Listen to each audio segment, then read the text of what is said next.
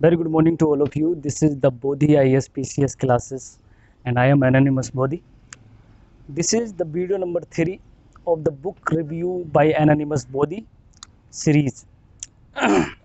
And आज की जो बुक है ये बहुत ही दिलचस्प बुक है। इसका नाम है चित्रलेखा।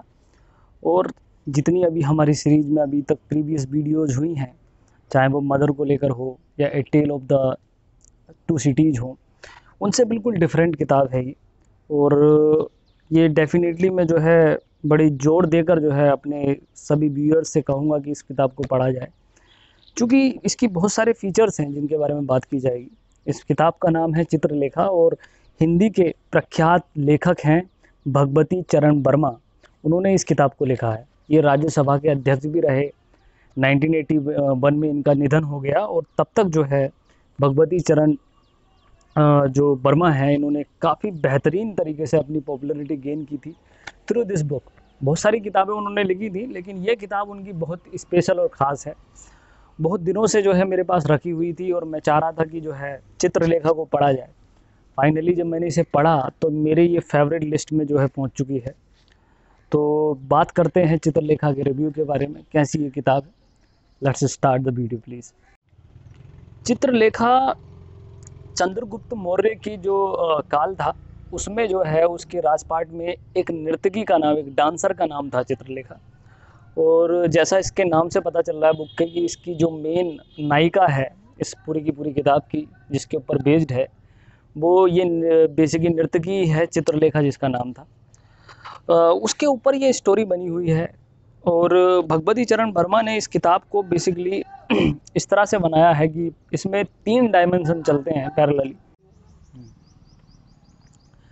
चित्रलेखा जो किताब है ये बेसिकली एक क्वेश्चन के ऊपर घूमती है। ये जो क्वेश्चन है ये 2 शिष्यों का अपने गुरु से क्वेश्चन है।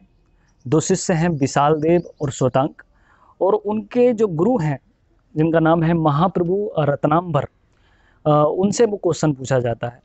बेसिक क्वेश्चन इस पूरी की पूरी किताब का जो स्टार्ट होता है, जहाँ से स्टार्ट होती है ये बुक, वो होता है ये कि पाप क्या है और पुण्य क्या है, इनकी क्या परिभाषाएं हैं।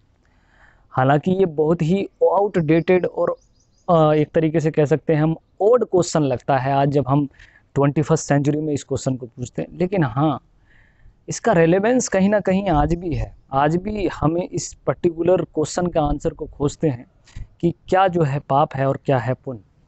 तो इस किताब में बड़ी बेहतरीन डेफिनेशन भगवती चरण वर्मा ने जो है इस किताब में एक स्टोरी के माध्यम से दी है। तो एक तो हम इस पर बात करेंगे इस बुक के अंदर। दूसरी चीज़ ये है कि चित्रलेखा अपने आप में एक बहुत बेहतरीन मैसेज एक तरीके से कन्वे करती है इस पूरी की पूरी किताब में। मैंने जब इस किताब को पढ़ा तो मैं सच बता रहा हूँ कि महिलाओं के प्रति और जो हम सोचते हैं बेसिकली इस पूरी की पूरी जाति और समुदाय के बारे में, इसके प्रति पूरा का पूरा नज़रिया बदलने की पावर रखती है ये किताब चित्रलेखा। ये चित्रलेखा वो किताब है जिसमें काफ़ी पुरानी किताब है ये, 1935-37 में लिखी गई है। और इतनी पुरानी होने के बावजूद भी ये किताब बड़े भली भांति महिलाओं की दशा और महिलाओं की स्थिति समाज में बहुत अच्छी तरीके से प्रदर्शित करती है। चूँकि किताब हिंदी में है तो हम पूरी की पूरी वीडियो में ज़्यादातर हिंदी के शब्दावली का प्रयोग ज़्यादा करेंगे।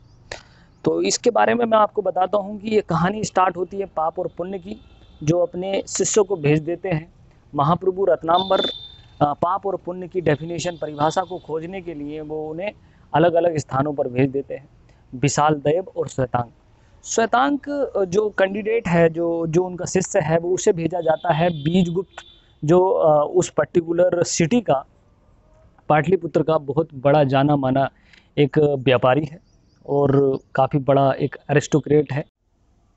विशाल देव कुमारगिरी नामक एक संत के पास, एक सन्यासी के पास जाता है पाप और पुण्य की। ये दोनों ही पैरेलली अलग अलग तरीके से पाप और पुण्य की जो है अलग अलग तरीके से डेफिनेशन की खोज में निकलते हैं और इनके पास में ये चले जाते हैं, और कैसे ये एक दूसरे से लिंक होते हैं और कैसे इसमें जो नर्तकी है वो चित्रलेखा वो एक अहम भूमिका निभाती है, इस जो बांधती है इस स्टोरी में, वो बेसिकली हमें इस स्टोरी में देखने को मिलता है। बेहतरीन बात इस किताब की ये है कि चित्रलेखा का जो किताब है ये जो काफ़ी बड़े फ़ॉन्टों में है और ये सिर्फ 200 पेज की किताब है, और जब आप इसे पढ़ने बैठते हैं तो आप इसे ख़त्म करके ही सांस लेंगे, ये इतना इंटरेस्ट पैदा करती है किताब। हर पेज में आपको कुछ ना कुछ नया मिलेगा इस किताब के अंदर। बहुत ही बेहतरीन और दिलचस्प तरीके से जो है इसको लिखा गया है। मेरे हिसाब से अल्टीमेट बुक है, हर किसी को पढ़नी चाहिए। और अगर मैं इथिक्स की बात करता हूँ और इस किताब के पावर की बात करता हूँ, तो इस पावर की बात मैं इस तरह से कर सकता हूँ कि जितने भी जो बेसिकली मैन हैं, बॉयज़ हैं, प्लीज़ उनसे मेरा एक बेहतरीन तरीके से जो है एक रिक्वेस्ट है कि आप प्लीज़ इस किताब को ज़रूर पढ़ें, इसे ऑर्डर कर दें। और इतनी ख़ास किताब है ये, आपके नज़रिए को बदलने की ताकत रखती है, ठीक है। महिलाओं के प्रति, प्रेम के प्रति, वासना के प्रति, उनके अंतरों को स्पष्ट करती है, ठीक है। तो ये किताब बहुत ख़ास है। चित्रलेखा एक नर्तकी है, तो उसमें एक बेहतरीन चीज़ बताई गई है कि what is the difference between dancer and prostitution. एक प्रोस्टिट्यूट में और डांसर में अंतर होता है, प्रेम में और वासना में अंतर होता है। ये सारी की सारी चीज़ें इसमें डिफ़ाइन की गई हैं। इसके अलावा बुक जवाब देती है पाप और पुण्य के अंतर के बारे में। इसमें चाणक्य का जिक्र भी है, क्योंकि चंद्रगुप्त मौर्य की जो सभा होती है या फिर जो राजपाट है उसकी जो ऑफिशियल नर्तकी डांसर होती हैं वो होती हैं चित्रलेखा। तो वो जो चित्रलेखा है वो किस तरह से हमें जगह जगह पर एक तरीके से प्रीच करती हैं, किस तरह से हमें पढ़ाती हैं, बताती हैं कि बेसिकली सोसाइटी में कितना सूडोइज्म है और किस तरह से हम सीख सकते हैं महिलाओं की इज्जत करना। और महिला सिर्फ कहीं ना कहीं वासना तक सीमित नहीं है, ठीक है। और क्या अंतर बेसिकली प्रेम में और वासना में पाया जाता है, ये भी चीज़ जो है इस बुक में बताई गई है। मैंने बहुत सारी किताबें इस तरह की पढ़ी हैं जो इस तरीके की रोमांटिक नोवेल हों या इन सब चीज़ों पर हों, लेकिन ये किताब वाकई बहुत डिफरेंट किताब है और मुझे वाकई बहुत अचंभा हुआ कि ये किताब जो है इतनी पुरानी किताब है, लिखी हुई ये 90s के टाइम की किताब है। इसलिए जो है प्लीज़ आप इस किताब को पढ़िएगा। और मैं इस किताब के बारे में आपको बता देता हूँ कि जो मुझे बहुत अच्छी लाइनें भी लगी कि प्रेम और वासना में भेद है, केवल इतना ही कि वासना पागलपन है जो क्षणिक भर होती है, और इसलिए वासना पागलपन के साथ ही दूर हो जाती है, और प्रेम गंभीर है, उसका अस्तित्व शीघ्र नहीं घटता या मिटता बल्कि बना रहता है। तो भगवती शरण वर्मा ने एक बेहतरीन डेफिनेशन और एक तरीके का जो डिलेमा हमारे जहन में रहता है, ओशो ने भी इसके बारे में बहुत कुछ कहा है। तो एक तो ये चीज़ जो है इस छोटी सी किताब में और छोटे से समय में ख़त्म हो जाती है। दूसरी चीज़, पाप और पुण्य की डेफिनेशन के तौर पर जो जवाब हमें इसका मिलता है, जो कहा गया है कि पाप कुछ भी नहीं है, ठीक है, मनुष्य के दृष्टिकोण की एक विषमता का दूसरा नाम है। हम ना पाप करते हैं और ना पुण्य करते हैं, हम बस वही करते हैं जो हमें करना पड़ता है।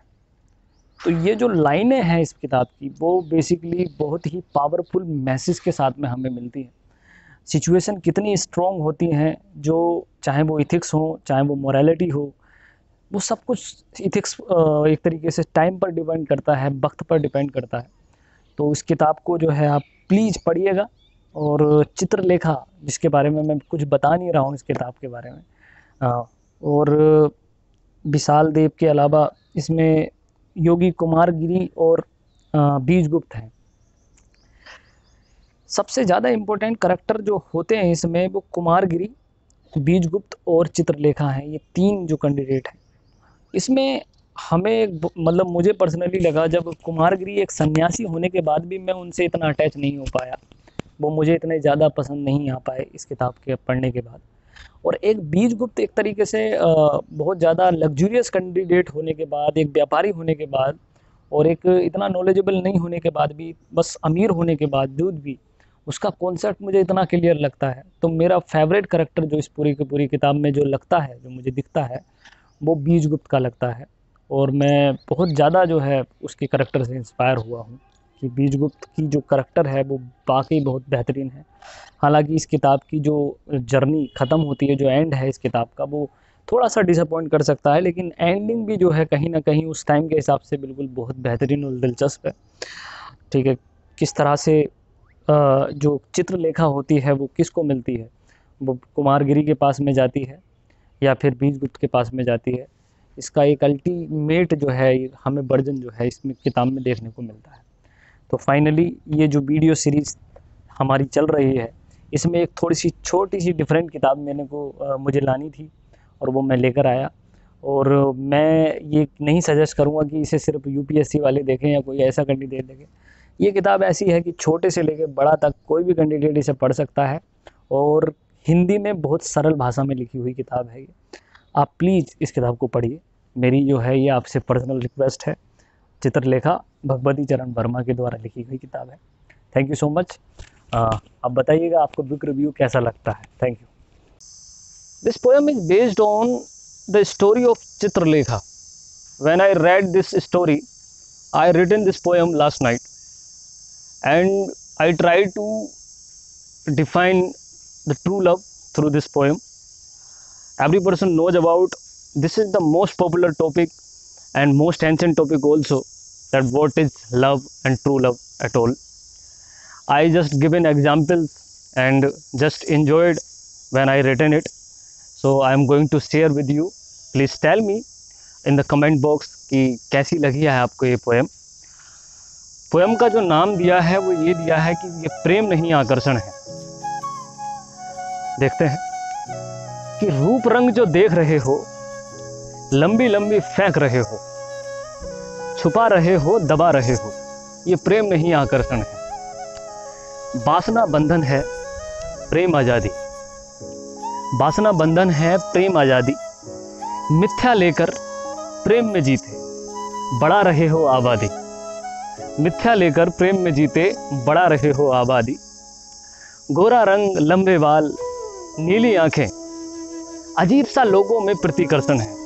मानो मत मानो दोस्त, ये प्रेम नहीं आकर्षण है। प्रेम अमर है, वासना क्षणिक है। प्रेम अमर है, वासना क्षणिक है। कुरान में आबो हयात, गीता में अमृत है ये। मैखानों में जाम है ये, खेत में हरियाली है। प्रेम गरीब माँ का एक आभूषण है। मानो मत मानो दोस्त, जिसमें ये बात नहीं, वो प्रेम नहीं आकर्षण है। विद्यार्थी की विद्या में है, कार्मिक के कर्म में है, धार्मिक के धर्म में है, देशभक्त के देश में है ये। देशभक्त के देश में है ये। मंदिर के घंटे घड़ियालों में देखो, मस्जिद के आजान में देखो, बेरोजगार के रोजगार में देखो।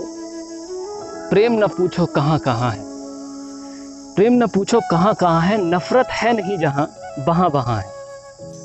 प्रेम मलंग है और सरल भी, कहने को तो पूरा है लेकिन विरल भी। सपना छोड़कर जो समय बर्बाद करे, आस्था छोड़कर हिंसा पर जो आबाद करे। पाए जाते हैं जिसमें ये विलक्षण है। मानो मत मानो दोस्त, वो प्रेम नहीं आकर्षण है। बढ़ गया है बाजार प्रेम का मुल्क में, खरीद रहे हैं प्रेम को देखो पैसे और शुल्क में। प्रेम का तो कोई मूल्य नहीं, ये तो मिलता है ईश्वर के नुमाइंदों को है। यहाँ प्रेम मिल रहा शर्तों पर, तभी तो दुनिया में शोषण है। सावधान रहो मेरे दोस्त, ये प्रेम नहीं आकर्षण है। Thank you so much. जय हिंद।